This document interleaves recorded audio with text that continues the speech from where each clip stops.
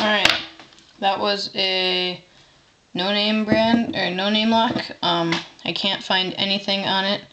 It looks like a master, but doesn't have anything but rust on the bottom, so I couldn't tell. But that was a really easy pick. It looks possibly intimidating just because it's so big, but really wasn't that bad.